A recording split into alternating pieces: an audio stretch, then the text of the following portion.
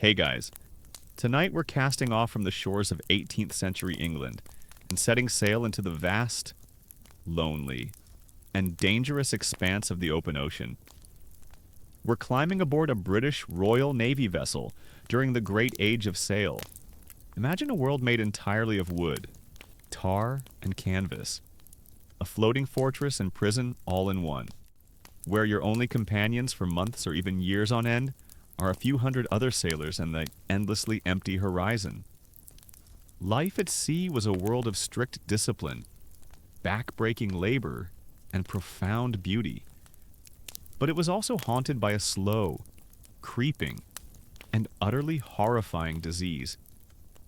A scourge that killed more sailors than all the naval battles. Storms and shipwrecks combined. Tonight, we're going to explore the brutal reality of scurvy and what it was like to be a ship's captain, responsible for the lives of your crew, watching them disintegrate before your very eyes from a disease you didn't understand and for which you had no real cure. And let's be honest, you probably wouldn't have survived the diet, let alone the disease. Forget scurvy for a minute. Your daily ration would include a substance called hardtack. A biscuit baked so hard that sailors would carve elaborate art on it or smash it with a cannonball before they could eat it. And we haven't even gotten to the weevils yet. So, before you get comfortable, take a moment to like the video and subscribe, but only if you genuinely enjoy what I do here. It's a quiet and simple way to support the channel. And while you're at it, I'd love to see where and when you're tuning in from. Go ahead and drop your city and local time in the comments. It's always a little fascinating to see our community of history lovers spread across the globe. Now, dim the lights, maybe turn on a fan for that soft background hum, and let's ease into tonight's journey together. Your world is precisely 86 feet long at the gun deck. It smells of tar, salt water, and damp wood. And you are its absolute, undisputed monarch. You are the captain of His Majesty's Ship Resolute, a tidy 6th-rate frigate of 28 guns, and you stand on the quarterdeck, the raised deck at the stern of the ship, which is your throne room, your office, and your sanctuary. It is the year 1768. You have just left the bustling, grimy port of Portsmouth, England. Your ship's belly full of provisions. Your crew a mix of seasoned veterans and young men who have never before been out of sight of land. Your mission is a long one, a journey across the vast Atlantic and into the Pacific. To chart unknown islands and to show the flag of the British Empire in the farthest corners of the world. A voyage of discovery, of science, of power, and it will last for at least 2 years. For now, in these first few weeks. Your ship is a perfect, orderly, and well-oiled machine. It is a microcosm of the British nation itself, hierarchical, disciplined, and supremely confident in its own abilities. Every man has his place. Every task has its time. And your word is law. The rhythm of this wooden world is governed by the ship's bell. It marks every half hour, every moment of the day divided into a predictable and unchanging routine. You wake in your small but private captain's cabin, a luxury of space and solitude that no one else on board enjoys, to the sound of the bell ringing 8 times. 8 bells, 8 o'clock in the morning. The watch is changing. You emerge onto your quarterdeck. The fresh, clean, salt-laced wind a welcome greeting. Below you, on the main deck, the ship is a hive of organized activity. The morning watch is busy with the endless. Repetitive tasks that keep a sailing ship alive. One group of sailors is on their hands and knees, scrubbing the wooden deck planks with large, heavy blocks of sandstone. This is holystoning, a back-breaking, miserable chore that is nonetheless essential for keeping the decks clean and free of rot. Another group is high in the rigging, perched precariously on the yardarms, checking and mending the grate. Heavy canvas sails. A third is working with tar, their hands and clothes permanently blackened. Carefully sealing the miles of rope that make up the ship's rigging against the corrosive effects of the salt water, you are the conductor of this complex orchestra. Your orders are not shouted, but are relayed through your officers to the boatswain, or bosun, who translates them into a series of piercing blasts on his whistle, a high-pitched code that every sailor on board understands instantly. Discipline is the bedrock upon which this entire world is built. In this cramped, dangerous wooden box, home to 200 men, a single act of negligence, a moment of indiscipline, can doom you all. The Royal Navy has a reputation for brutality, for the infamous cat o' nine tails, the lash that could strip a man's back to the bone, and while you hold that terrible power in reserve, you prefer to rule through a firm, but fair, application of the regulations.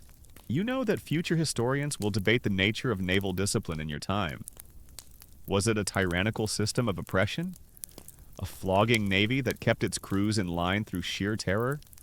Or was it a necessary, if harsh, system of rules that allowed for the efficient and safe operation of a complex and dangerous machine? A system that most ordinary sailors accepted as a condition of their employment. You believe it is the latter. You see yourself not as a tyrant, but as a father to your crew, a strict father to be sure, but a just one at this early stage of the voyage. Your crew is healthy and your ship is well provisioned before leaving port. You personally inspected the stores that were brought on board. You know what lies in the hold below your feet. There are massive wooden casks of salted beef and salted pork. The meat so heavily preserved in brine that it will be almost inedible in a few months. But it will not rot. There are barrels containing thousands of pounds of hardtack. The infamous ship's biscuit. It is a simple, unleavened flour and water biscuit, baked 4 times until it is as hard as a piece of wood. It is a food designed not for pleasure, but for sheer, indestructible longevity. You suspect you could use it to repair a hole in the hull. There are sacks of dried peas and oatmeal, and great wheels of hard, dry cheese, and, most importantly, there are the barrels of rum. Each sailor is entitled to a daily ration of rum, mixed with water to create the beverage known as grog. It is the fuel that keeps the sailor's spirits from sinking. A small daily comfort in a hard and monotonous life? For now. You also have fresh provisions. A flock of chickens clucks away in a coop lashed to the deck. A nanny goat provides fresh milk for you and your officers. And in your own cabin, there are crates of fresh vegetables, of apples, of onions. But you know these are a temporary luxury in a few weeks.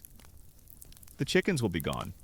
The vegetables will have rotted, and your entire world will shrink to the monotonous, unchanging diet of the sea salt meat and hard biscuit. You are a man of science. As much as any naval captain can be, you are a skilled navigator, and your most precious instruments are your sextant, with which you measure the angle of the sun and the stars, and your new, wondrously accurate marine chronometer, a clock that allows you to determine your longitude with a precision that was impossible just a generation ago. You believe in order, in mathematics, in the predictable, clockwork nature of the universe. Your ship's surgeon, a man named Mr. Henderson, is also a man of science. He is a learned man, trained in the great medical schools of Edinburgh. He believes in the humoral theory of medicine, and his primary tools are the lancet for bleeding his patients and a variety of powerful purgatives for cleansing their systems. You have a great deal of respect for his learning, though you privately suspect that most of his cures are more dangerous than the diseases they are meant to treat. His primary skill, it seems to you, is looking very serious while holding a knife. As the coast of England disappears over the horizon behind you, a profound sense of peace and control settles over you. You are at sea. The messy, complicated world of the land of politics and merchants and society is gone. Here, on the great, clean, empty expanse of the ocean, you are the master of a perfect, orderly, and self-contained world. The wind is fair, your ship is sound, your crew is healthy, and your hold is full. You look up at the intricate web of your rigging against the blue sky. You hear the familiar, reassuring creak of the ship's timbers, and you feel a deep and abiding confidence in your ship, in your men, and in yourself. You are the captain of the HMS Resolute. You are a master of the sea, and you are certain that you are prepared for anything the long voyage ahead can throw at you. You have no idea how wrong you are. The first 2 months of your voyage are a masterclass in the mundane perfection of life at sea. The winds are fair, the sky is clear, and His Majesty's ship Resolute slices cleanly through the blue waters of the Atlantic. The routines you have established hold firm. The watches change with the ringing of the bell. The decks are scrubbed clean at dawn, and the sails are trimmed with a practiced, disciplined efficiency. Your crew, now having found their sea legs, works with a cheerful and orderly spirit. The ship feels like a small, well-governed, and entirely invincible kingdom. The first casualty of the long voyage is not a man, but a luxury. The fresh vegetables run out. The last of the onions are used in a stew. The final apple is eaten. The goat, having gone dry, is butchered and provides a welcome, if brief, respite from the main diet. The chickens are all gone. The world of fresh, land-based food is now just a fading, pleasant memory. Your entire world, and the diet of your 200 men, now comes from the barrels and sacks stored deep in the hold, and then the wind dies. You are crossing the equator when it happens. The brisk trade winds that have pushed you south for weeks simply vanish. The great canvas sails, which had been billowed and full, now hang limp and slack from the yardarms. The ship loses its forward momentum and begins to bob aimlessly on a sea that has transformed from a deep, churning blue to a flat, glassy, and unsettlingly calm sheet of mercury. You have entered the doldrums. It is a place of profound and maddening stagnation. For days, and then for weeks, you are becalmed, trapped under a relentless, white-hot, tropical sun. The heat is a physical presence, beating down on the deck, warping the wood, making the black tar between the planks soft and sticky. The air is thick, wet, and still. There is no escape from it. Below decks, where the majority of the crew lives and sleeps in cramped, airless hammocks, the heat and the stench of 200 unwashed bodies becomes almost unbearable. The mood on the ship begins to sour. The men, with no sails to trim and no course to keep, grow listless and bored. Small arguments break out over card games. The usual cheerful singing of sea shanties fades, replaced by a sullen, weary silence. You're perfect. Orderly Kingdom has become a hot, stagnant prison, and the food you are all forced to eat becomes a new and constant source of misery. You are now fully on sea rations, the diet of the Royal Navy. It is a diet designed for longevity, not for pleasure, and certainly not for health. The foundation of every meal is the ship's biscuit, the hardtack. It is brought up from the hold in great, heavy sacks. When you left Portsmouth, it was a simple, dry, and incredibly hard cracker. Now, after months in the damp, warm hold of the ship, it has become a thriving ecosystem of its own. When you break a biscuit open, the inside is a honeycomb of tunnels and burrows, teeming with small, black-headed weevils and their pale, wriggling larvae. This is a well-known and accepted reality of life at sea. The sailors have developed techniques for dealing with it. They have nicknamed the weevils clan gentlemen, a piece of dark humor suggesting they are now fellow residents of the ship. The most common method of eating the biscuit is to do it in the dark, so you cannot see what you are putting in your mouth. Another is to tap the biscuit firmly on the table before each bite, a gesture intended to knock the worst of the inhabitants out. You find yourself adopting this practice, trying not to look too closely at the small, black specks that fall onto the table from your daily bread. The other staple is the salt meat. It comes in 2 varieties, beef and pork, though after months in a barrel of brine, they are almost indistinguishable. Great casks of the meat are hauled up from the hold, when the cask is opened. The smell is overpowering, a sour, pickled stench. The meat itself is a strange, grayish-brown color, and it is as hard as wood. Every fiber infused with a coarse, gritty salt to make it edible. The ship's cook must soak it in a bucket of seawater for hours to draw out the worst of the salt. Then it is boiled for hours more, until it is a stringy, tough, and almost completely flavorless mass. Its only remaining quality is an overwhelming, mouth-puckering saltiness. This, along with boiled dried peas or oatmeal, is your daily meal. It is a diet of salt, starch, and weevils. You sit in your cabin with your ship's surgeon, Mr. Henderson, sharing a meal. He is a man of science and observation, and you value his conversation. I note a certain lethargy among the crew. "Captain," he says, prodding a piece of the stringy salt beef with his fork, "a lack of spirit." "It is the heat, Mr. Henderson." You reply, "and the boredom of being becalmed. Once we find a wind, their spirits will lift." "Perhaps," he says, though he does not sound convinced. But I have long held the belief that the diet at sea is a contributing factor to the general malaise. This endless salt meat, it must lead to a certain putrefaction of the humors, a thickening of the blood. This is the cutting edge of 18th century medical theory. There are dozens of competing ideas about the mysterious collection of ailments that afflict sailors on long voyages. The academic debate rages in the medical journals back in London and Edinburgh. Is it the bad air that rises from the bilge water in the ship's hold? Is it the constant dampness of the sea environment?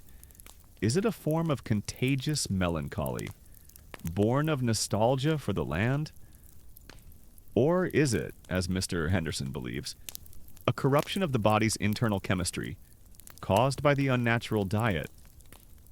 No one knows for sure, but all they know is that on every long voyage, after a few months at sea, the men begin to change. They grow tired, their mood darkens, and a strange, creeping sickness begins to take hold. You and your surgeon are men of science. You believe in a rational, ordered universe. You are confident that these ailments, whatever their cause, can be managed through the proper application of discipline and medicine. Your primary weapon against the crew's low spirits is the daily ration of grog. Each afternoon, the ship's purser doles out the rum, mixed with water and a little sugar. The moment the boatswain's whistle pipes the call for up spirits, the mood on the ship lifts perceptibly. The grog is a small, bright spark of warmth and pleasure in a gray, monotonous existence. It is a medicine for the soul, if not for the body. After 3 agonizing weeks, the doldrums finally release their grip on you. A breeze appears. At first, just a faint cat's paw on the surface of the water. Then it freshens into a steady wind. The sails, for so long limp and lifeless, now billow and fill with a satisfying snap. The ship leans into the wind, and you begin to move again. A ragged cheer goes up from the crew. The stagnation is over. The ship feels alive once more. You feel a sense of relief. You believe the worst of the ordeal is over. The malaise that had settled over the crew will surely lift now that you are making way again. The diet is still terrible, but the men are busy, their minds and bodies occupied with the work of sailing the ship. You are wrong. The doldrums were not the disease. They were merely the symptom. The long weeks of a diet completely devoid of anything fresh or green has done its slow, invisible work. The foundation for a far more terrible sickness has been laid. A few days after you find the wind, a young sailor, a boy on his first voyage, presents himself to Mr. Henderson's mate during the morning sick call. He is not complaining of a fever or a cough. He is complaining of his mouth. He says his gums feel strange, soft and spongy, and they bleed when he tries to chew on his hardtack biscuit. Mr. Henderson examines the boy himself. You see the surgeon's face grow grim. He calls you over. He shows you the boy's mouth. The gums are a dark, purplish color, and they are swollen. looking almost like they are trying to grow over the boy's teeth. When the surgeon presses on them gently with his finger, a drop of dark blood oozes out. You look at Mr. Henderson, and he looks at you. Neither of you has to say the word. You both know what this is. It is the first, faint, but absolutely unmistakable sign. It is the calling card of the scourge of the sea, the plague of the ocean. It is the beginning of scurvy, and the real enemy has just shown its face. The sight of the young sailor's bleeding. Purplish gums is a spark in a powder magazine. You and the ship's surgeon. Mr. Henderson. Try to contain the fear. You isolate the boy in the sickbay, a small, cramped space below decks that serves as the ship's hospital. You tell the crew it is a simple mouth ailment, a result of the salt diet, but you are lying, and you know it. This is the first footprint of the beast. Your hope that it is an isolated case is shattered within a week. 3 more men present themselves to the surgeon's mate, complaining of the same spongy, bleeding gums and a profound sense of weariness. A week later, that number has grown to 12.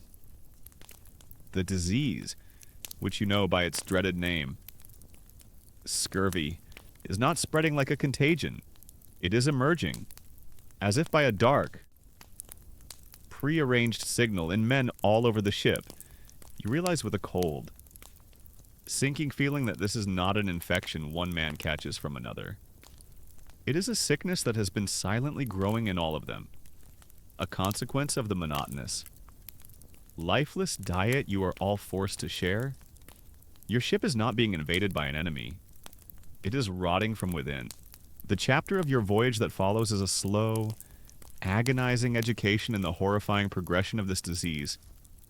You, as captain, make it your duty to accompany Mr. Henderson on his rounds in the sickbay. You must understand the nature of the enemy that is destroying your crew. It begins, as you have seen, in the mouth. The gums of the afflicted men become swollen and dark, a morbid purple-black color. They are so soft and engorged that they seem to grow over the teeth, and they bleed at the slightest touch.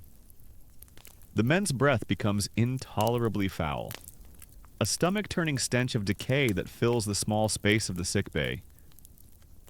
Eating becomes an agony. The hardtack biscuit, which is the very foundation of their diet, is impossible to chew. The men must soak it in their grog for an hour until it becomes a soft, pulpy mush that they can swallow without disturbing their painful, bleeding gums from the mouth. The sickness moves to the skin. You see strange, dark blotches appearing on the men's legs and thighs.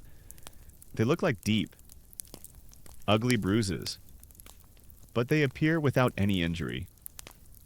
Mr. Henderson explains, with a detached scientific curiosity that you find slightly chilling, that these are the result of small, spontaneous hemorrhages under the skin. The very vessels of the body are becoming weak and brittle. Then comes the pain. A deep, aching pain in the limbs and joints. Men who were once strong, agile sailors who could climb the rigging in a storm, are now so stiff and sore they can barely pull themselves from their hammocks. They lie in the sickbay, groaning, their legs swollen to twice their normal size, the skin shiny and tight. As the disease progresses, it attacks the spirit as well. A profound, deep, and unshakable lethargy settles over the afflicted. They become listless, apathetic, their faces pale and gaunt. They lose all interest in their duties, in card games, in the daily ration of grog. They simply lie there, staring at the deckhead above them, consumed by a melancholy so deep it seems to be a physical symptom of the disease itself. You and Mr. Henderson have long discussions in your cabin at night. Poring over his medical textbooks by candlelight, the symptoms are so varied, so widespread, that he is not even certain you are dealing with a single disease. He speaks of mouth rot, of the bloody flux, of a scorbutic disposition of the humors. Future physicians would understand that these are all just different faces of the same single deficiency. The lack of ascorbic acid, or vitamin C, but in your time, it is a confusing, multi-headed monster. This academic debate, whether scurvy was one disease or a collection of many, was a real one, and it hampered any systematic search for a single cure. The most bizarre and terrifying symptom is yet to come. It is the one that seems to defy all known laws of nature and medicine. An old sailor, a man named Davies, who has been in the Navy for 30 years, comes to the sick bay. He has a long, pale scar on his forearm, the relic of a sword cut he received in a battle against the French a decade ago. The wound has been perfectly healed for years, a thin silver line on his weathered skin, but now it has opened up, without any new injury. The old scar tissue has simply dissolved. The edges of the wound have pulled apart, and it is now a raw, weeping, open sore, just as it was on the day he received it. Mr. Henderson is utterly baffled. It is a medical impossibility. A healed wound cannot simply unheal itself, but it can. You are witnessing one of scurvy's most gruesome and least understood effects. In a healthy body, a protein called collagen acts as the glue that holds everything together. It gives structure to your skin, your blood vessels, your bones. Your body is constantly making new collagen to repair and maintain itself. But the production of collagen is absolutely dependent on vitamin C. Without it, the process grinds to a halt. The body can no longer repair itself. And so, it literally begins to fall apart. The weakest points, the scar tissues, are the first to go. The sight of Davies's resurrected wound sends a new wave of terror through the crew. It is a sign that this sickness is not just a disease. It is a kind of dark, physical magic. It is a curse that can unwind time, that can make old wounds new again, that can dissolve the very fabric of a man's body. And then comes the final, demoralizing indignity. The teeth. The sailor's gums, now almost completely rotten, begin to recede from their teeth and the teeth themselves. Their roots, no longer held securely in the jawbone, begin to loosen. A man will be trying to gnaw on a piece of tough salt beef, and he will feel a sudden, sickening movement in his mouth. He will spit out the food, and with it will come a perfectly healthy tooth, its long root stained with dark blood. This symptom, more than any other, is the one that breaks the men's spirits. It is a slow, progressive, and deeply personal dismantling of their own bodies. You try to maintain the discipline and routine of the ship, but it becomes impossible. You no longer have enough healthy men to man all the sails properly. The ship becomes sluggish, difficult to manage. The decks are not scrubbed with the same vigor. The polished brass of the ship's bell grows tarnished. Your perfect, orderly kingdom is crumbling, its citizens too sick and too weak to perform their duties. The ship itself seems to be sinking into the same lethargy as the crew. One afternoon, you stand at the rail of the quarterdeck. Looking down at your crew, they are a ghost of the strong, confident company that left Portsmouth. They are pale, thin, and listless. Many of them walk with a limp, their joints swollen and painful. Their breath, even on the open, wind-swept deck, is foul. The sailors have a dark joke about it. They say their breath is so bad now, you could use it to tar the rigging. Then, the first death happens. It is the young sailor, the first one to show the symptoms. He has been in the sick bay for weeks, growing steadily weaker. He does not die of anyone. Specific thing, he simply comes apart. His body is racked with internal bleeding. His heart, itself a muscle, grows too weak to beat. He dies quietly in his hammock. A boy of 17 who has never seen a foreign shore. You must now perform one of the gravest duties of a captain of burial at sea. The entire crew who can still stand is assembled on the deck. The body of the young sailor, sewn tightly into his own hammock by the sailmaker, is brought out and placed on a wooden plank. Resting on the ship's rail, a 32-pound cannonball has been sewn in with him at his feet.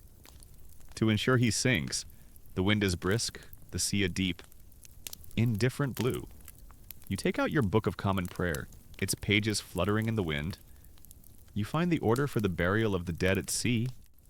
Your voice, as you begin to read, sounds strange and thin in the vast emptiness of the ocean. We therefore commit his body to the deep, to be turned into corruption, looking for the resurrection of the body, when the sea shall give up her dead, as you speak the words. 2 sailors lift the end of the plank. The hammock-shrouded body slides smoothly over the side. It hits the water with a surprisingly small splash and disappears instantly, pulled down into the dark. Silent depths. It is done. You close your book. You look at the faces of your crew, and you see your own fear reflected in 100 pairs of eyes. This is no longer a creeping sickness. It is no longer a medical curiosity. It is a killer. It is a monster that is living on your ship, inside your men, and you are thousands of miles from the nearest land, with no hope of a cure.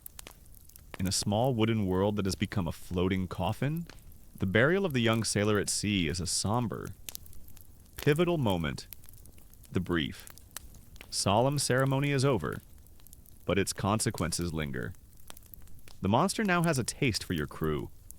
The fear on the ship is no longer a vague anxiety about the length of the voyage.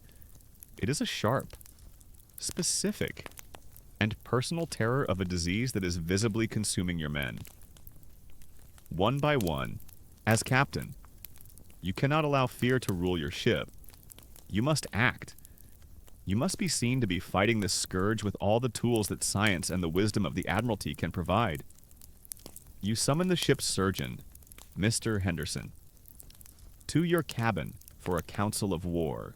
Your cabin is the command center of the ship, a small world of polished wood, brass instruments, and nautical charts.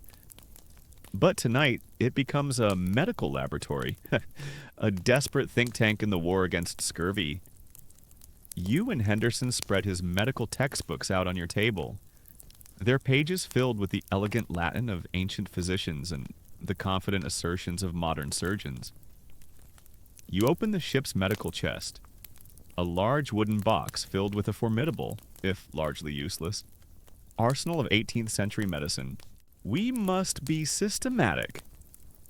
Mr. Henderson, you say, your voice more confident than you feel. What is the prevailing theory on this affliction? Mr. Henderson, his face grim in the lantern light, points to a passage in a heavy tome, the consensus among the learned of the College of Physicians. Captain, is that scurvy is a form of putrefaction, a kind of internal rotting of the bodily humors, brought on by the foul air of the ship's hold and the constant diet of salt meats, which lack the vivifying spirit of fresh land-based foods. It sounds logical enough. If the disease is a kind of internal decay, then the cure must be something that halts decay, an antiseptic, and the prescribed treatment, you ask. The most modern and effective antiseptic available to us, Henderson says. With a hint of professional pride, he produces a small cork-stoppered bottle of a clear liquid, elixir of vitriol. Elixir of vitriol. You know it well. It is essentially sulfuric acid, diluted with water and mixed with alcohol and a few spices like ginger to make it palatable. It is a powerful substance, and its use is one of the great medical fads of your time. The surgeon's latest cure-all is a delightful cocktail of acid and spiced rum. And so, your first systematic assault on the disease begins. Each morning, the men afflicted with scurvy are given a dose of the elixir, a few drops of the acid mixture in their morning grog. They drink it down, grimacing at the sharp, sour taste. You watch them, hoping to see a change, a sign of improvement. But there is none. The men's gums continue to swell, their legs continue to ache, and their spirits continue to sink. The only noticeable effect of the elixir of vitriol is that it gives the sailors' groans a certain acidic new edge. After a week of this failed treatment, Henderson comes to you with a new theory, or rather, a very old one. Captain, he says, his brow furrowed in thought. Perhaps the issue is not putrefaction, but stagnation. The long weeks in the doldrums, the lack of vigorous work. It has caused the blood of the men to become thick and sluggish. It is pooling in their limbs, causing the swelling and the dark blotches. And your proposed solution? Surgeon, you ask, already fearing the answer. We must restore the flow, he says, his eyes lighting up with the zeal of a true believer. We must bleed them. You have your doubts. The men are already weak, pale, and listless. To deliberately remove their blood seems counterintuitive, even to your layman's mind. But Mr. Henderson is the expert. He is the man of science. And he assures you that bleeding is the most respected and time-honored treatment for a vast array of ailments. It is the go-to solution for everything from a fever to a fractured skull. It's a bold medical strategy, based on the principle of fighting fire with more fire. Except in this case, the fire is a catastrophic loss of blood. And so, the surgeon gets out his lancets and his bleeding bowls. You witness the procedure, a sailor, his legs swollen and purple with scurvy, is made to sit on a stool. The surgeon makes a swift, clean cut in a vein in the man's arm and the dark.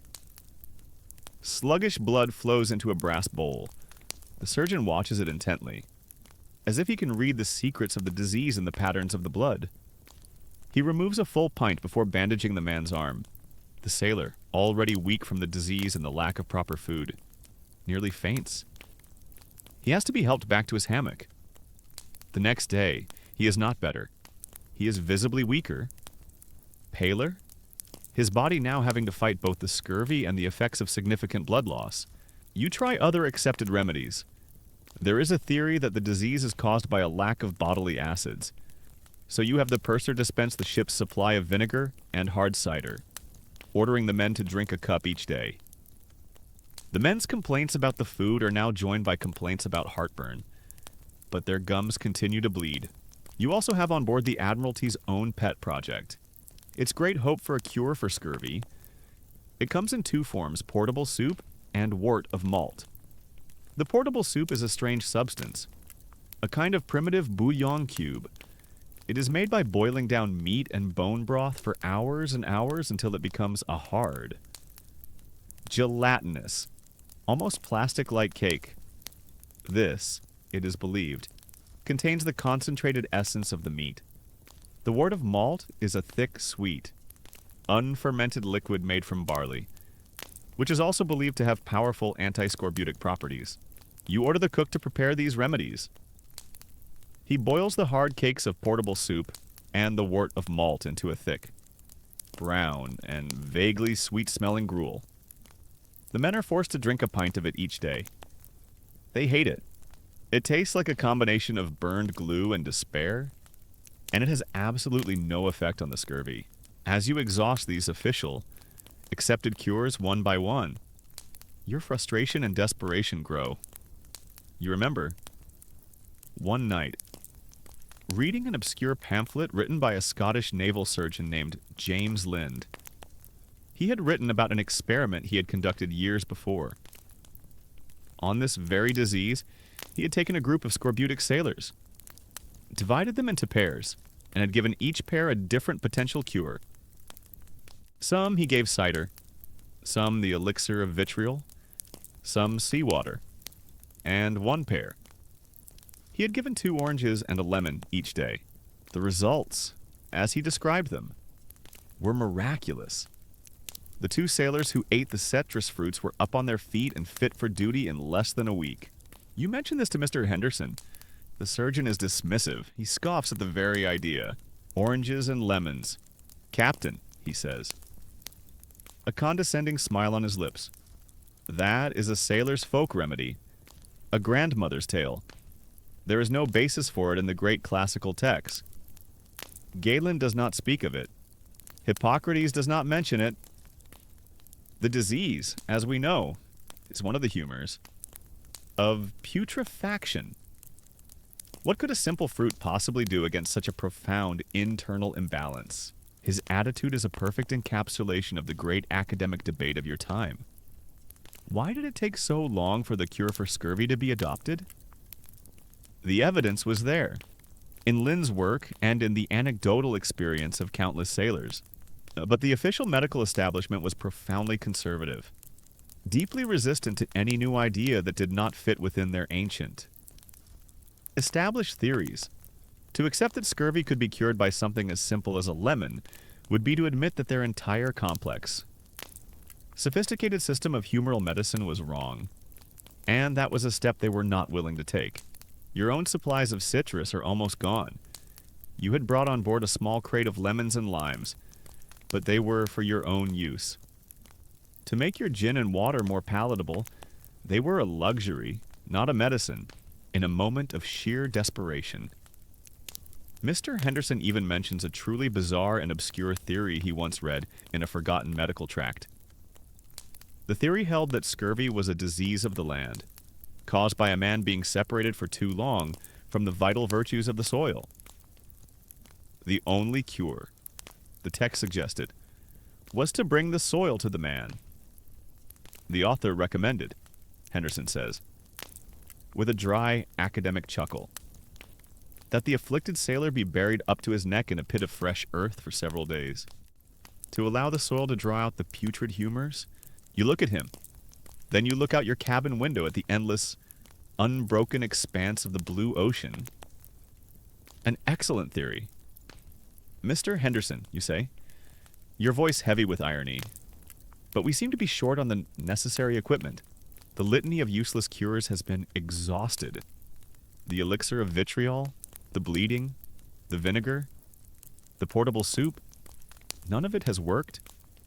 The death toll on your ship has risen to 10 men, and nearly a third of your remaining crew is now seriously ill, unable to work, confined to the stinking, crowded misery of the sick bay. Your ship is crippled, your crew is dying, and your science has failed you. Mr. Henderson comes to you one evening, his professional confidence finally completely shattered. "Captain," he says, his voice low and defeated, "I do not know what else to do. I have tried everything in my medical chest. I have tried everything in my books. It is all useless. You are on your own. The established medical wisdom of your age is bankrupt. You look at your sick, dying men, and then you think of your own small, private, and rapidly dwindling crate of limes in your cabin. You think of the obscure Scottish doctor and his ridiculous, unscientific, and yet tantalizingly hopeful experiment. You are faced with a choice: to continue on the path of accepted, respectable, and utterly failed science, or to try a desperate, wild, and unsubstantiated gamble, based on nothing more than a sailor's folktale and a glimmer of a mad hope. The death of the young sailor, and the dozen more that follow in the agonizing weeks after, marks a profound shift on the HMS Resolute. The scurvy is no longer a medical problem to be managed by the surgeon in the confines of the sick bay. It has become an operational crisis that threatens the very life of your ship. Your perfect, orderly, floating kingdom is beginning to founder, not from a storm or an enemy cannon, but from a slow, quiet, and relentless mutiny of the crew's own bodies. You, as captain, now command a crew of ghosts. The men who are still on their feet are a shadow of the hardy, confident sailors who left Portsmouth. They are gaunt, pale, and walk with a slow, pained stiffness, a cloud of profound exhaustion in the foul. Metallic stench of scurvy hangs over the entire vessel. The ship itself seems to have caught the disease. The decks are not as clean. The brasswork is tarnished. The lines are not as neatly coiled. The vibrant, disciplined energy is gone, replaced by a weary, listless lethargy. Your authority remains absolute, but the ability of your crew to execute your commands is failing. The ship is a complex machine that requires the coordinated effort of 200 healthy men to operate effectively. You now have, on a good day, perhaps 50 men who are fit for duty, and they are doing the work of 4 men each, their own strength being steadily sapped by the poor diet and the grueling labor. The crisis comes to a head during a sudden squall. The sky, which had been clear, darkens with an alarming speed.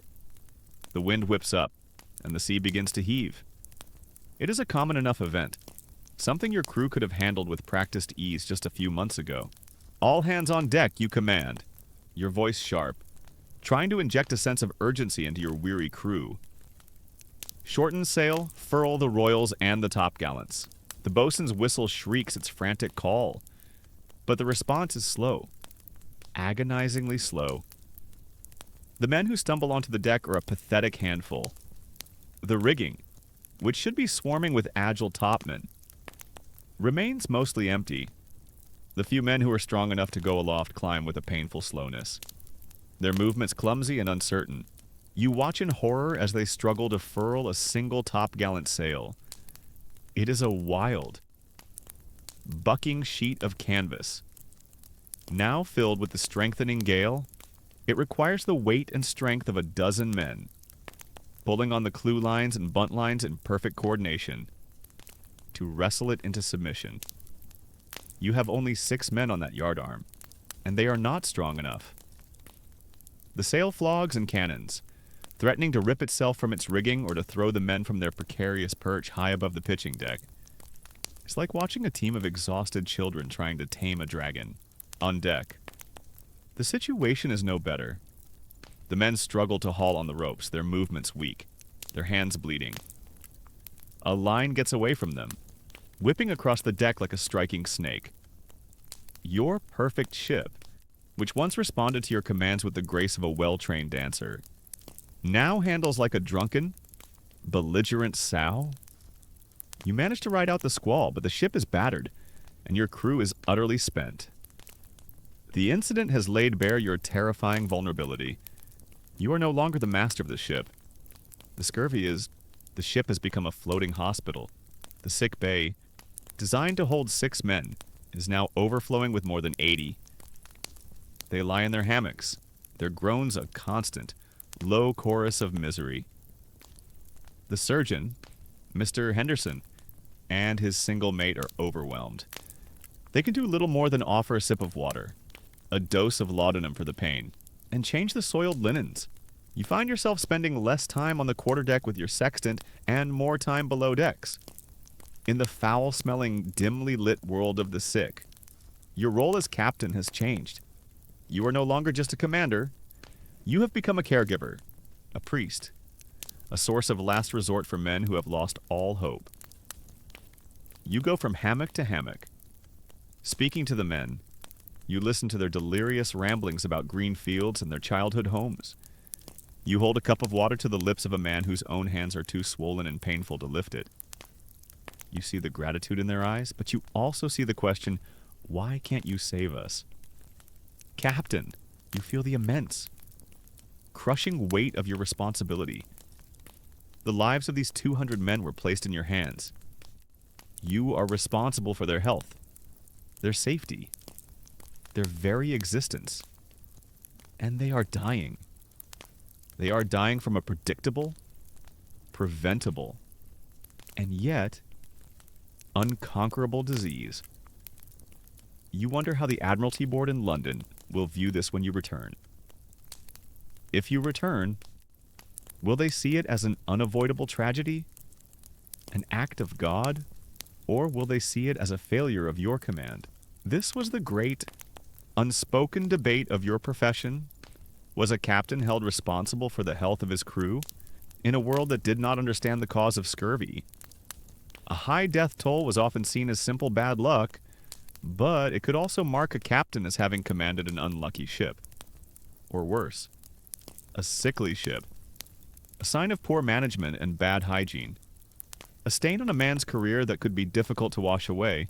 The final blow, the event that pushes you from desperation to a new kind of radical action, is a simple leak. During a routine inspection of the hold, the ship's carpenter discovers that a seam below the waterline has begun to open. It is a small leak, but a constant. Steady stream of seawater is trickling into the ship's belly. In normal circumstances, this would be a manageable, if serious, problem. The solution is straightforward. You would have the crew man the chain pumps, working in shifts around the clock to keep the water level down, while the carpenter and his mates work to father the leak, a complex process of sinking a tar and oakum-slathered sail under the hull to be sucked into the hole by the water pressure. But you do not have enough healthy men to man the pumps around the clock. The handful of sailors who are still fit for duty are already exhausted beyond measure. They pump with a grim, futile energy, but you can see them weakening with every shift. The water level in the hold, slowly but surely, is rising. The leak, which should have been a simple problem of engineering, has become a life-threatening crisis. Your ship is now being attacked from without by the sea, and from within by the disease, and you are losing both battles. You stand on your quarterdeck, the ship feeling sluggish and heavy beneath your feet, and you are faced with the stark reality of your situation. You are in the middle of the Pacific Ocean, thousands of miles from the nearest friendly port. Your crew is dying. Your ship is sinking. And every single medical remedy that your surgeon, your books, and the collective wisdom of the Royal Navy have recommended has failed. Utterly and completely. To continue on your present course, to continue to do what you have been doing, is to sentence every man on this ship, including yourself, to a slow, certain death. The rules have failed, the science has failed, the system has failed. Doing nothing is no longer an option. You look at the handful of sailors struggling at the pumps. You look at the pale, still forms lying in the sickbay. You think of the young sailor you buried at sea, and you think of the obscure Scottish surgeon, James Lind, and his strange, unscientific, and mad-sounding experiment with oranges and lemons. A new kind of resolve hardens within you. If the accepted science is a lie, then you will put your faith in madness. If the old rules lead only to death, then you will write your own. You turn to a midshipman standing nearby. "Fine, Mr. Henderson," you say, your voice cold and clear, with a new edge of command that has been absent for weeks. "Tell him to meet me in the sickbay, and tell him to select 12 of his sickest men in a similar stage of the disease. We are going to conduct an experiment. The decision, once made, brings with it a strange and terrible clarity. You are no longer waiting for a miracle from your surgeon's medical chest or from the pages of his ancient books. The established wisdom of your time has failed. You have decided to place your faith and the lives of your men in a mad experiment based on an obscure pamphlet and a crate of fruit. You summon the surgeon, Mr. Henderson, to the sickbay. The place is a dim, foul-smelling hell, filled with the groans of more than 80 sick men. You choose your laboratory, a small, slightly more isolated section of the gun deck, where you can house the subjects of your experiment. "Mr. Henderson," you say, your voice ringing with a new, sharp authority that cuts through his weary despair. "You will select for me 12 men. They must all be in an advanced state of the scurvy, but as near as possible to the same condition. Not so far gone that they are at death's door, but all suffering from the putrid gums, the lassitude, the pains in the limbs." Henderson looks at you, his face a mixture of confusion and skepticism. "For what purpose?" "Captain, an experiment." You say simply, "The Admiralty's prescribed cures have failed. Your own treatments have failed. We will now proceed with a more methodical inquiry. This is the moment, in the stinking, desperate hold of your crippled ship, that you, a simple naval captain, without knowing it, are about to become a pioneer in the great, dawning age of scientific medicine. You are about to conduct one of the world's first controlled clinical trials. The idea is so revolutionary, so contrary to the medical practice of your day, which is based on theory and tradition, that Henderson thinks you have gone mad from the stress of command. But he is a subordinate, and you are the captain. He does as you command. The 12 men are chosen. They are brought to the designated space and laid in cots side by side. They are 12 portraits of human misery, their bodies covered in dark blotches, their gums swollen and bleeding, their eyes dull with a profound and hopeless apathy. You lay out the protocol of your experiment. A design you have adapted from your memory of Dr. Lin's treatise. It is a model of simple, brutal, and effective scientific inquiry. All 12 men will receive the same basic diet. You instruct Henderson, the same water, the same daily gruel. This will be our baseline. Then, we will divide them into 6 pairs. Each pair will receive a different supplemental treatment. You have become a clinical researcher. Your floating kingdom is now a laboratory, and your dying sailors are your test subjects. You begin to administer the treatments to the first pair of sailors. You give a quart of the ship's hard cider each day, a common folk remedy that many sea captains swear by. To the second pair, you give Mr. Henderson's preferred cure 25 drops of his elixir of vitriol, 3 times a day. He watches this administration with a hopeful, proprietary air. He is still convinced that his sulfuric acid cocktail is the most rational treatment. To the third pair, you give a simple dose of 2 spoonfuls of vinegar, 3 times a day, another acid, but a different one. To the fourth pair, you administer a half pint of seawater each day. This is a desperate sailor's remedy, based on the strange idea that the sea itself must hold the cure for the diseases it causes. The men who receive it choke it down, their bodies already dehydrated, and you feel a pang of guilt at the cruelty of this particular arm of the trial. To the fifth pair, you give a medicinal paste you have the surgeon's mate prepare. Based on a recipe from one of the textbooks, it is a strange, spicy concoction of garlic, mustard seed, and nutmeg, designed to stimulate the vital spirits. It smells pungent and hopeful, and it does absolutely nothing. And then there is the sixth and final pair. 2 young sailors, their faces pale and their teeth loose in their putrid gums. To these 2 men, you give the most precious, the most unscientific, and the most unlikely remedy of all. You go to your own cabin, and you open your private sea chest. You take out the small crate of fruit you had brought for your own gin. You give 2 oranges and 1 lemon to the 2 men. The fruit, after months at sea, is no longer fresh. The skins are withered and tough.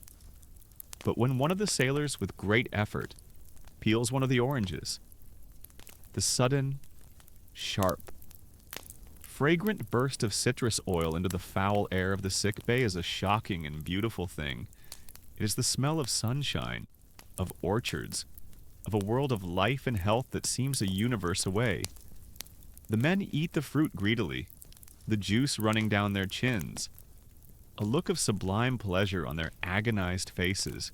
The experiment begins. Each day, you are a man obsessed. You are no longer just the commander of the ship. You are its chief scientist. You oversee the administration of each dose yourself. You speak to each of the 12 men, and you take meticulous notes in your captain's log, which has now become a clinical journal. You record everything: the state of their gums, the color of the blotches on their skin, the severity of the pain in their limbs, their appetite, their mood. For the first 3 days, nothing changes. Or rather, everything changes for the worse. All 12 men seem to decline. The 2 men drinking cider develop stomach cramps. The men on the elixir of vitriol complain of a burning in their throats. The man drinking seawater is now violently ill, and your 2 men in the citrus group are just as lethargic and pained as before. Mr. Henderson gives you a look that is a mixture of pity and smug. I told you so satisfaction. Your desperate gamble, it seems, has failed. But on the 4th day, you notice a change. It is small, almost imperceptible when you visit the 2 sailors in the citrus group. They seem different. Their eyes are a little brighter. One of them, a sailor named Evans, tells you that the deep, aching pain in his legs has eased slightly. The other, a young man named Finch, has eaten his entire ration of gruel for the first time in a week. It is a tiny flicker of hope, and you are terrified to believe in it. It could be a coincidence. It could be a temporary remission. On the fifth day, it is no longer a question. The change is undeniable, and it is miraculous. You go to their cots, and Evans greets you with the first genuine smile you have seen on this ship in a month. He shows you his mouth, the dark, swollen. Purple gums have begun to shrink. They are a healthier pink color, and they did not bleed when he ate his biscuit this morning. Finch, his companion in the experiment, is sitting up in his hammock. A feat of strength that would have been impossible for him just 2 days ago. You look at the other 10 men. They are all visibly worse. The sailors on the vitriol and the cider are weaker than ever. The man on the seawater is delirious. The two on the garlic paste are unchanged. Mr. Henderson is speechless. He examines the gums of Evans and Finch, his face a mask of profound, scientific disbelief. He is like a priest who has just witnessed a pagan god perform a real, verifiable miracle. Everything he thought he knew, everything his books and his professors had taught him, has been proven wrong by a piece of fruit. The recovery of these two men is a direct, personal, and devastating insult to his entire medical education. By the 6th day, the experiment is effectively over. The results are so stark, so absolute, that to continue would be an act of medical malpractice. Evans, the man who just 4 days ago was a groaning invalid, is now strong enough to be declared fit for light duty. He is walking on the deck, a little unsteady, but he is walking. Finch is not far behind him. They are, for all intents and purposes, cured. The other 10 men are all either close to death or no better than they were before. You have done it. In the middle of the Pacific Ocean, on a crippled ship, surrounded by death and despair, you have performed a perfect, elegant, and revolutionary scientific experiment.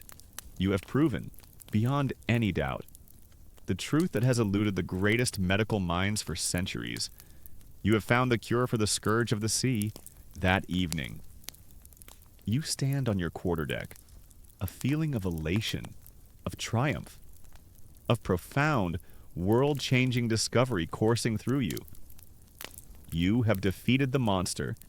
You hold the key to saving not just the rest of your own crew, but the lives of hundreds of thousands of sailors for generations to come. Then, a new cold reality begins to settle in.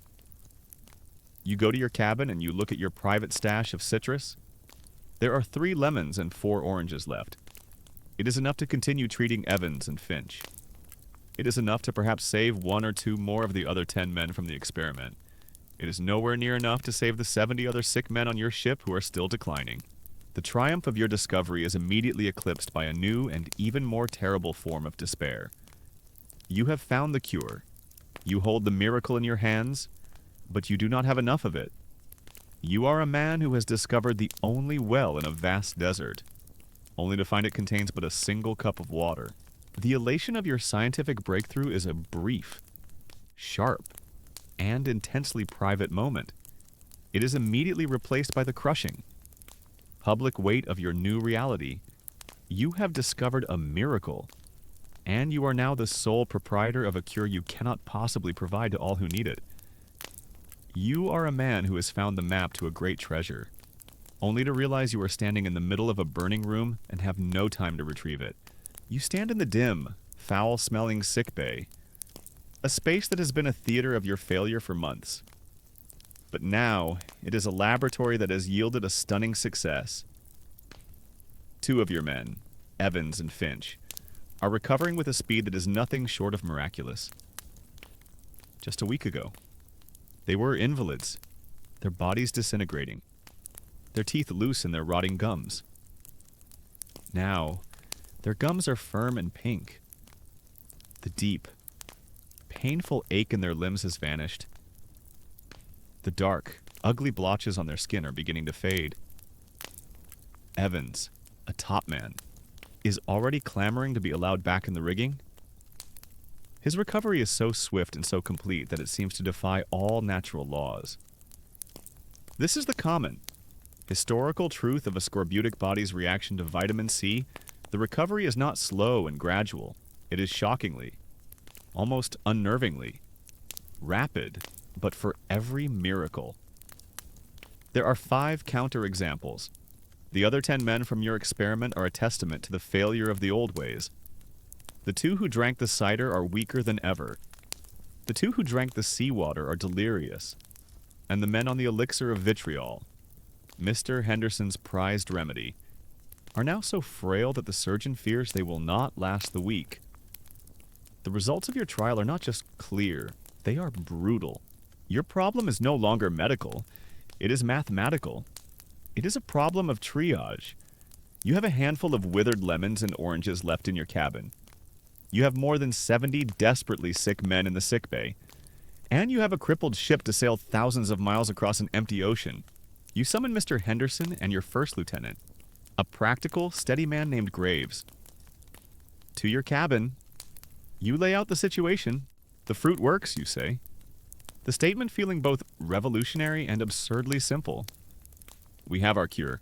Mr. Henderson, his professional pride completely shattered and replaced by a wide-eyed, scientific humility, nods in agreement. It is undeniable, Captain. Everything I was taught, it is all wrong. This is a medical miracle.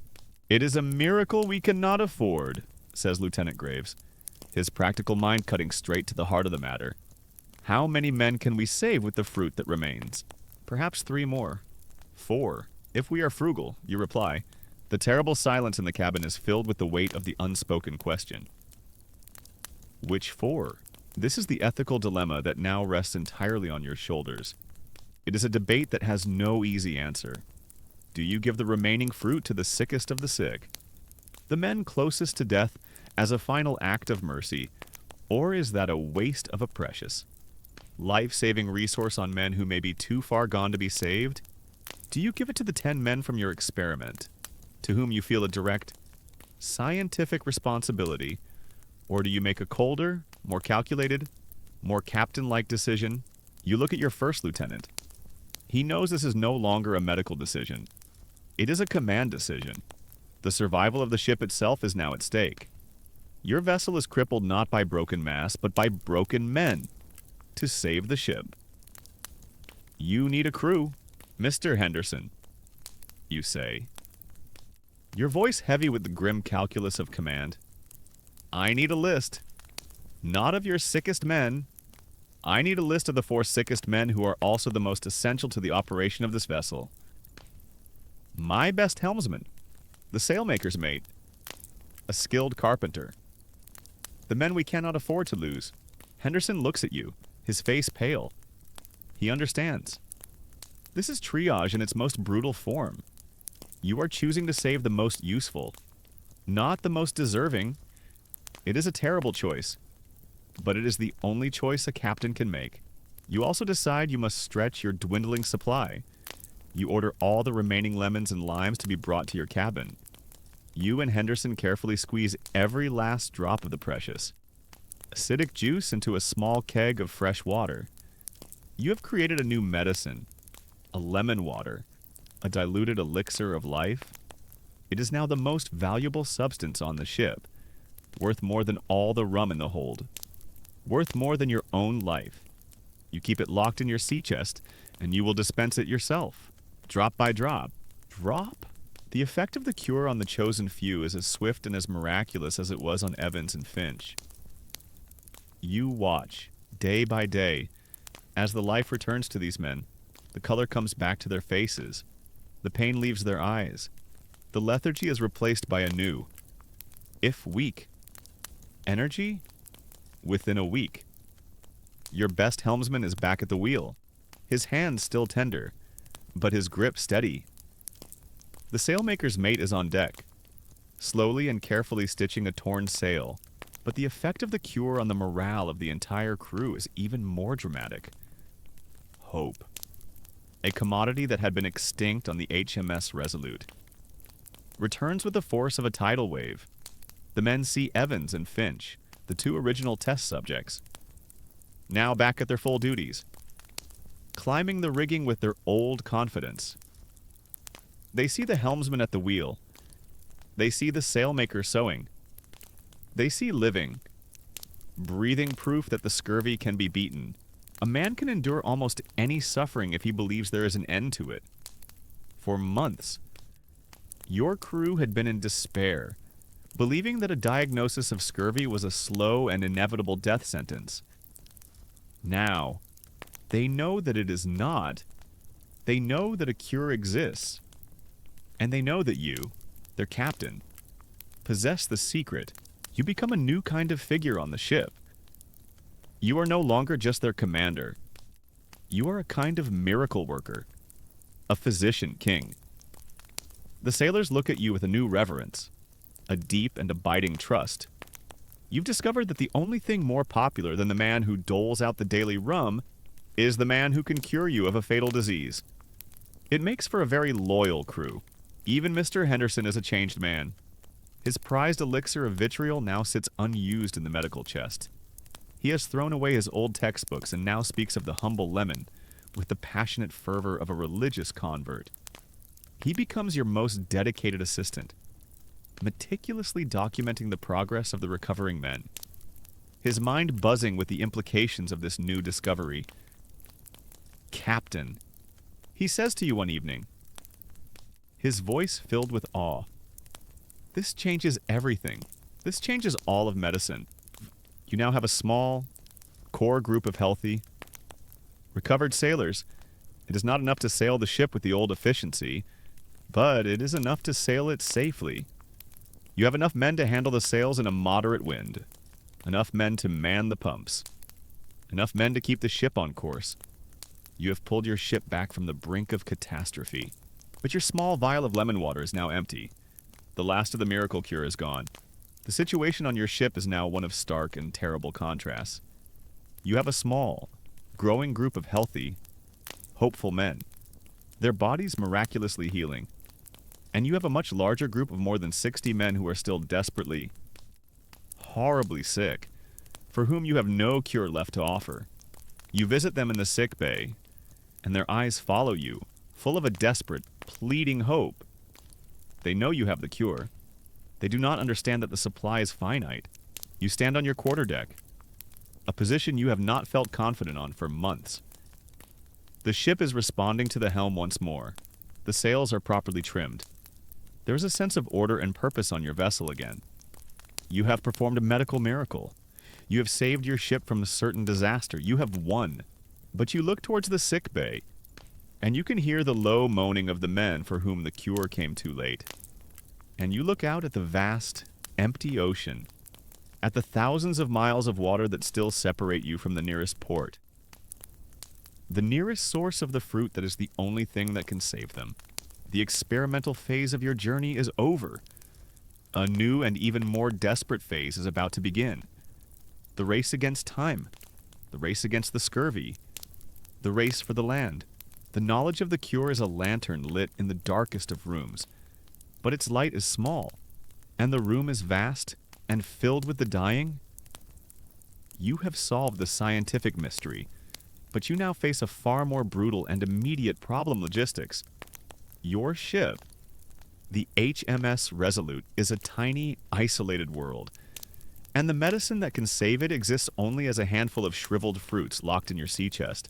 You stand on the quarterdeck with your first lieutenant, Mr. Graves, and your chastened surgeon, Mr. Henderson. The ship is once again under your full command, but it is a fragile, tenuous control. You have just enough healthy men, the original handful, plus the few you saved with your precious lemon water, to manage the sails in a fair wind. Below decks, more than half your crew still lies in the grip of the scurvy, their bodies steadily, inexorably falling apart. Your original mission, the grand voyage of charting and discovery for the glory of the British Empire, is now a footnote. It is a forgotten ambition from a different lifetime. Your new mission is brutally simple. You must find land, not a specific continent or a rumored passage, but any land, an island, a coastline, a deserted atoll, any piece of solid ground that might grow a green thing from the soil. You retreat to your cabin, which has served as your laboratory and now becomes your war room. You unroll your great, beautiful, and terrifyingly empty nautical charts of the Pacific Ocean. The vast expanses of blue are dotted with only a few tentatively sketched islands. You are in one of the great blank spaces on the map of the world. You begin the desperate, methodical work of navigation. This is the other science you command, the science of the heavens, at noon each day.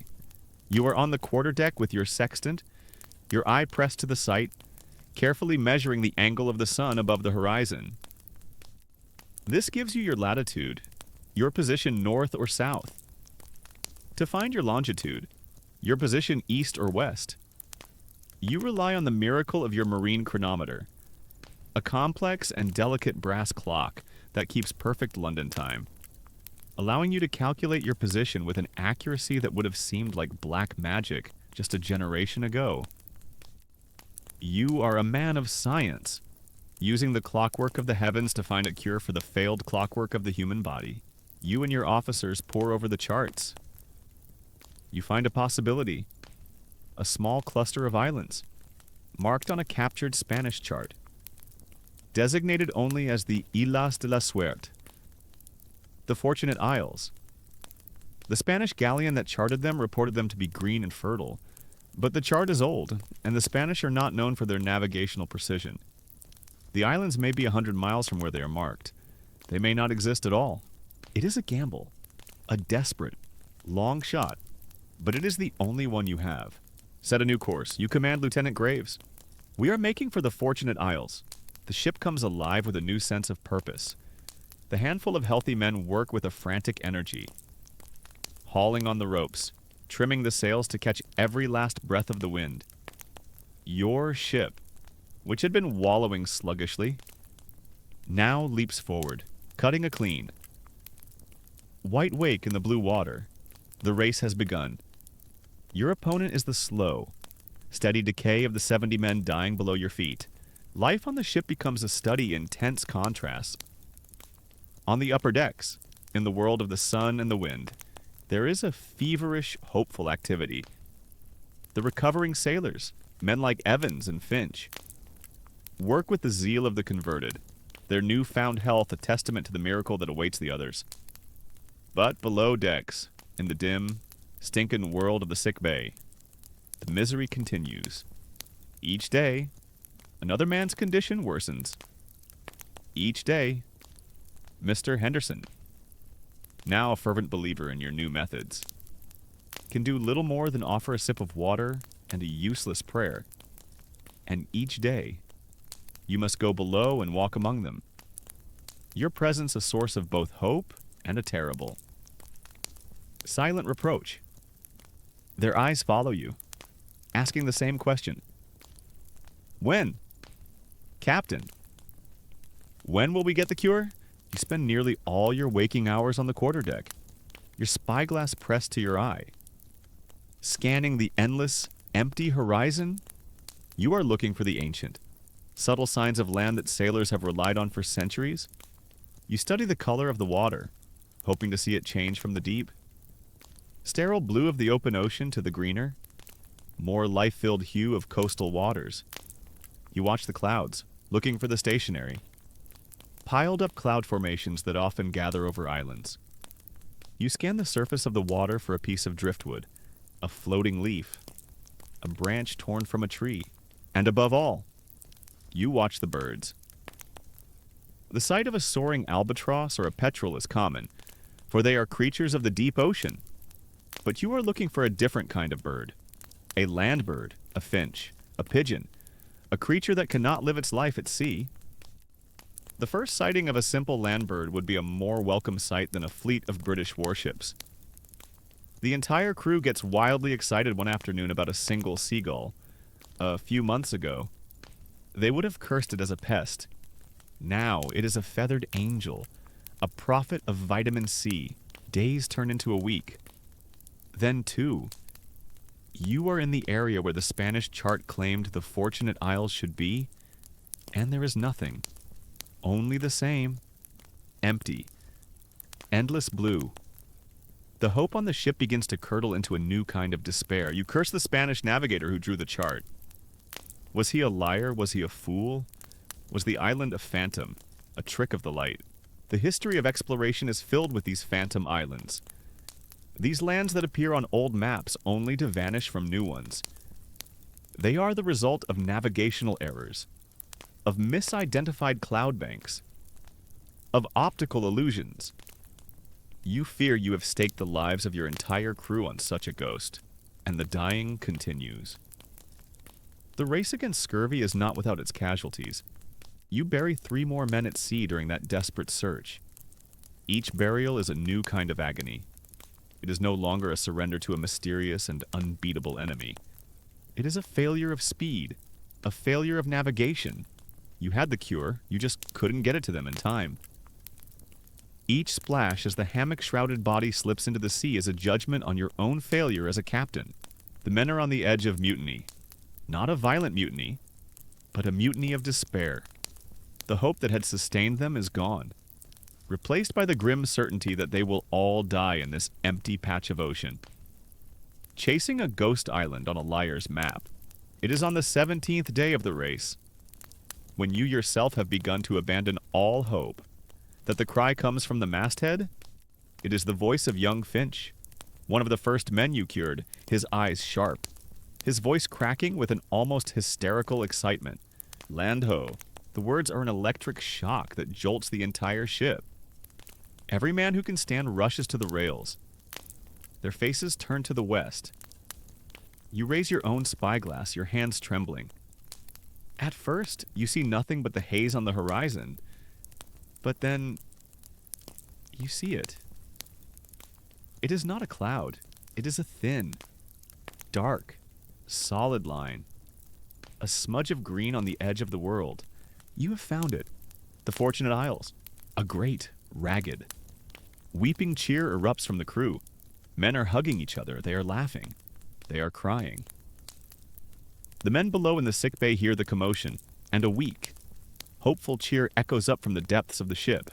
You stand on your quarterdeck, your hands gripping the rail so tightly your knuckles are white. You look at the thin green line on the horizon. It is more beautiful than any sight you have ever seen. It is not just land. It is an orchard. It is a pharmacy. It is salvation. The race against the scurvy is over. You have won. But as you look at that distant, beautiful island, you know that a new race is about to begin.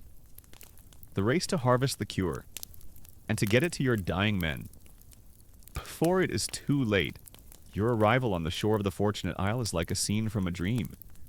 You, and the handful of men still strong enough to row, make your way from the ship to the beach in a small boat, the moment your feet touch the solid, unmoving land. You almost fall to your knees, after months on the pitching deck of a ship. The very stillness of the earth feels strange and miraculous. The island is a paradise of health. It is covered in lush, green vegetation, and, to your immense and overwhelming relief, it is bursting with fruit. There are strange, sweet fruits you do not recognize, but there are also familiar ones, growing wild, in great, thorny thickets are limes, small, green, and intensely sour. They are the most beautiful things you have ever seen. The race against the scurvy now becomes a race to harvest the cure. You and your small shore party work with a frantic energy, gathering as many of the limes as you can carry. You load your small boat until it is dangerously low in the water, and you row back to the Resolute. The moment you come alongside, a great, weak cheer goes up from the men on deck. You have returned with the elixir of life. What follows on your ship is a scene of almost biblical resurrection. You and Mr. Henderson begin to administer the cure. You do not have enough fruit for everyone to eat whole, so you squeeze the sour, acidic juice of the limes into the men's daily water ration. Each man on the ship, from the sickest to the healthiest, now receives a daily dose of the precious juice. The effect is nothing short of miraculous. Within a week, the sick bay is nearly empty. Men who just days ago were lying in their hammocks, their bodies covered in sores, their teeth loose in their heads, are now on their feet. The dark blotches on their skin begin to fade. The swelling in their limbs subsides. The profound, soul-crushing lethargy is replaced by a new, if still weak, energy. The foul stench of scurvy that had permeated the entire ship is replaced by the clean, sharp, and wonderful smell of fresh lime juice. The speed of the recovery is the most shocking part. The body, it seems, once given the one essential ingredient it has been missing, has an astonishing capacity to heal itself. Your ship is transformed. It is no longer a floating hospital. It is a convalescent home. And soon, it is a functioning naval vessel once more. Within 3 weeks of landing on that island, you have a full, healthy, and profoundly grateful crew. The rest of your exploratory mission is abandoned. The only discovery that matters is the one you have already made. You spend a month at the island, allowing your men to regain their strength, and you load every spare cask and barrel on your ship with thousands of limes.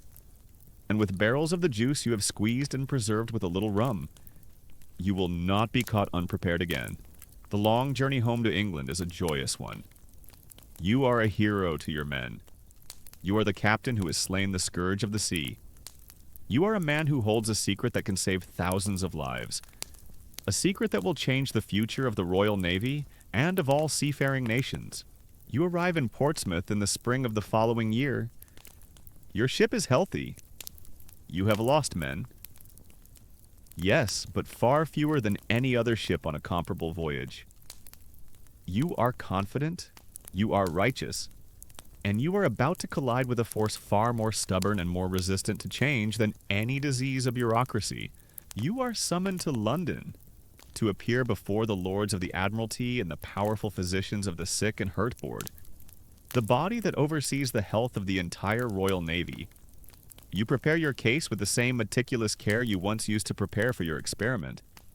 You bring your ship's log, your journal, which now reads less like a captain's log and more like a groundbreaking scientific paper. You bring the sworn testimony of your surgeon, Mr. Henderson, now a fervent convert to the Church of Citrus. And you bring the undeniable proof a crew of healthy, robust sailors who were at death's door just a few months prior. The Admiralty building is a grand, imposing structure, its corridors filled with the smell of old paper, beeswax, and power. You are shown into a great, dark, wood-paneled boardroom, the Lords of the Admiralty, powerful nobles and politicians, sit at the head of a long table, but the men you must truly convince are the physicians, the elderly, bewigged grandees of their profession, who look at you with an air of bored, skeptical superiority. You present your case. You tell your story with a clear, direct passion. You speak of the outbreak, of the failure of the traditional cures. You describe your methodical experiment, the 6 pairs of men, the different treatments, and you describe the miraculous, undeniable success of the oranges and lemons. You open your logbook and you show them your notes, the day-by-day records of the men's recovery, the clear, irrefutable evidence. Mr. Henderson then speaks, giving his professional medical testimony, confirming everything you have said and formally repudiating the elixir of vitriol he had once championed. When you are finished, a silence falls over the room. You have presented them with a watertight case, a discovery of monumental importance. You expect them to be astonished, to be grateful, to immediately begin drafting new orders for the provisioning of the entire fleet. Instead, they look at you with expressions ranging from mild interest to outright dismissal. The chief physician, a pompous elderly man named Sir Gilbert Blaine, peers at you over his spectacles. A most interesting, if anecdotal, account, Captain, he says, his voice dripping with condescension. But you are a ship's captain, not a physician. You have drawn a rather grand conclusion from a very small and uncontrolled sample. Another physician chimes in. It is well known that scurvy is a disease of putrefaction. It is highly unlikely that a simple fruit could have any effect on such a profound humoral imbalance. It is more likely that the men's recovery was due to the fresh spirit of the island's air, or the moral boost of having reached land You stare at them, dumbfounded. They are not listening. They are not engaging with your evidence. They are simply dismissing it because it does not fit their preconceived theories. You realize, in that moment, that you are not fighting a scientific battle. You are fighting a political one. To accept your findings would be for these great, important men to admit that their own expensive, officially sanctioned remedies, the portable soup, the wort of malt, the elixir of vitriol, are useless. It would be to admit that the complex theories they have built their entire careers on are wrong. It would be to admit that the cure for the Navy's greatest killer is not a complex medical compound, but a simple piece of fruit. A cure that sailors themselves have been claiming as a folk remedy for generations. The humiliation would be too great. The institutional inertia is too strong. The Admiralty has invested thousands of pounds in factories that produce the useless portable soup. To abandon it now would be a financial embarrassment. This is the great, frustrating debate about the history of scientific progress. It is not a smooth, linear march towards the truth. It is a messy, human, and often political battle. It is a story of good ideas being ignored for decades because of prejudice, because of personal rivalries, because of economic interests, because of simple, stubborn pride. The British Royal Navy's 50-year delay in adopting the cure for scurvy after Lynn's experiment is one of the most tragic and famous examples of this phenomenon. The Lords of the Admiralty thank you for your report. They commend you on the successful completion of your voyage. And they dismiss you. You walk out of the grand, wood-paneled room in a state of stunned disbelief. You have handed them the key to saving the lives of thousands of sailors. And they have politely handed it back to you, telling you it is the wrong key. You leave the Admiralty building and you walk through the streets of London. You see the young, healthy men being recruited for the Navy, full of hope and patriotism. You look at them, and you see them as dead men walking.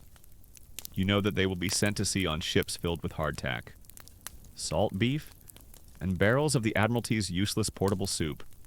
And you know that many of them will die, horribly and needlessly, from a disease that you now know how to cure with a few lemons a week. You have won the battle against scurvy on your own small ship, but you have just lost the war against ignorance, against bureaucracy, against the stubborn pride of powerful men. You have the truth, but you have learned the hardest lesson of all sometimes. The truth is not enough. Your return to England is not the triumphant homecoming you had imagined. You have not discovered a new continent or a lucrative trade route. You have not won a great naval battle. Your discovery is a quieter, more complicated, and, you soon learn, a far more controversial one. You have discovered a simple, cheap, and effective cure for the single greatest killer of sailors in the world. And no one in power wants to believe you. The years that follow your appearance before the Admiralty Board are a long, slow, and deeply frustrating lesson in the nature of institutional inertia. Your report, with its meticulous notes and its undeniable evidence, is politely filed away in a dusty archive. The official medical advice of the Royal Navy remains unchanged. The ships that leave Portsmouth are still provisioned with the useless portable soup and the barrels of wort of malt, and sailors continue to die, horribly and needlessly. From scurvy, you are given new commands, for you are a competent and experienced captain. But your reputation is now tinged with a hint of eccentricity, of radicalism. You are the lemon captain, a man with a strange and unscientific obsession with fruit. You are not promoted to the rank of admiral. You are passed over in favor of men with more conventional ideas. But you do not care. You have been given a new, personal, and sacred mission. You wage a quiet, one-man war against the ignorance of your own navy. On every ship you command, you make the provisioning of citrus fruit a personal and non-negotiable condition of your command. When the Admiralty refuses to supply it, you purchase it yourself, with your own money, bartering for crates of lemons in Lisbon, for sacks of oranges in the West Indies. Your ships become famous in the fleet, They are known as healthy ships. Lucky ships. Your crews return from long voyages with full complements. Their men robust and their spirits high. Other captains. Men who value the lives of their sailors more than the opinions of the physicians in London. Begin to notice. They quietly begin to imitate your methods. The change does not come from the top down, from a grand decree. It comes from the bottom up, a slow, quiet, and practical revolution of common sense. You hear of the great Captain James Cook, the most celebrated navigator of your age, who is circumnavigating the globe on his grand voyages of discovery? You read his journals, and you see that he, too, has managed to keep his crew almost entirely free from scurvy. His methods are a broad collection of techniques enforced cleanliness, a varied diet that includes things like sauerkraut, but you also see that he, like you, made it a point to load his ship with citrus whenever he could. The evidence is mounting, becoming an undeniable tide, the Admiralty, faced with this growing mountain of proof, makes a few clumsy attempts at a compromise. They commission the creation of a rob of lemon, a kind of concentrated, boiled-down syrup. The idea is that it will be more stable and easier to store on long voyages. You try it on one of your journeys. It is a thick, brown, treacly substance that tastes of burnt sugar, and it is completely useless, you realize. With a weary sigh, that in the process of boiling the juice to concentrate it, they have destroyed the very medicinal virtue they were trying to preserve. They have managed to take the right idea and engineer it into a perfect failure. It's a triumph of bureaucratic meddling. And so you continue your own private crusade. Your ship's known for their healthy crews and their captain's strange obsession with his lemon groves in a glass house. You grow old in the service. You watch as the world changes, as the great age of sail reaches its zenith, and you watch as the truth you discovered in the middle of the Pacific Ocean slowly, glacially, begins to be accepted. Finally, in the year 1795, nearly 50 years after James Linn's original experiment, and 30 years after your own, the change comes. Sir Gilbert Blaine, the same physician who once dismissed your findings, now a man in his old age himself and having seen the undeniable evidence from captains like you and Cook, finally persuades the Admiralty Board. An order is issued, Fokker, from this day forward.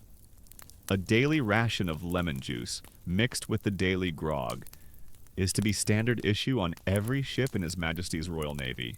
You are an old man now. Long retired from the sea, you live in a small, quiet cottage in Portsmouth, with a garden that looks out over the harbor, and you hear the news. And you feel a quiet, profound, and deeply weary sense of vindication. You have won. It took a lifetime, and it came at the cost of tens of thousands of lives. But the simple, obvious truth has finally triumphed over the stubborn. Prideful ignorance.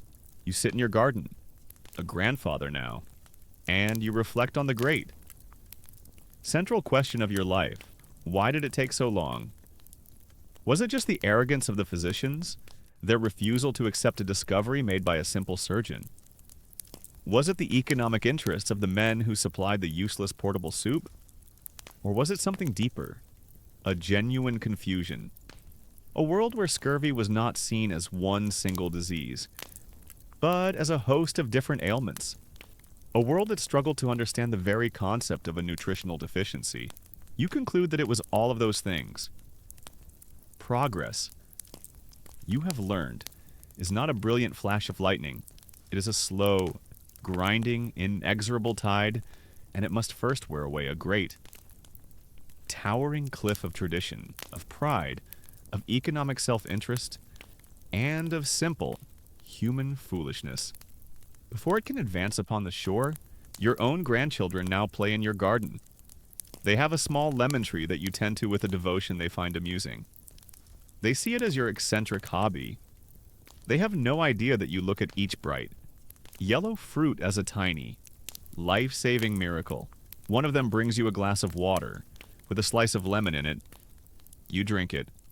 The sharp, clean. Acidic taste is the taste of a truth that you had to discover in the depths of hell.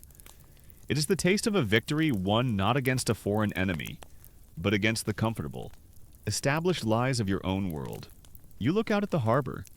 You see the great ships of the line, their sails furled, their tall mass of forest against the sky.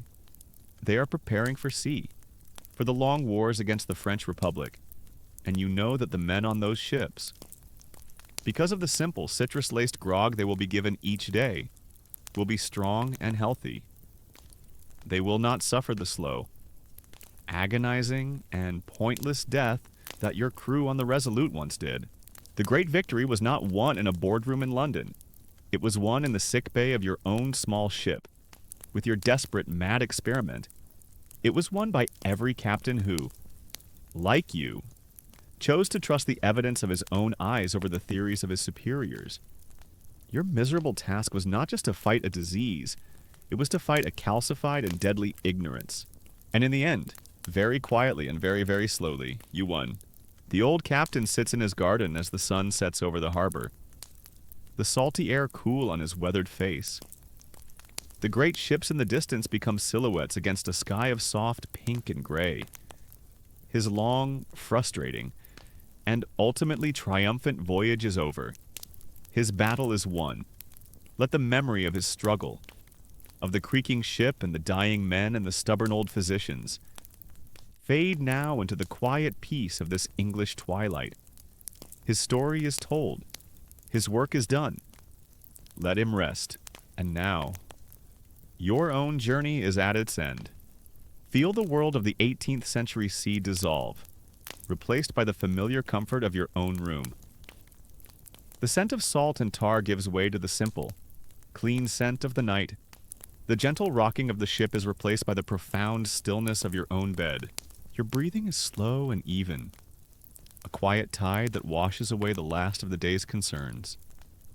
With each breath, you feel yourself letting go, sinking deeper into a state of calm and effortless relaxation.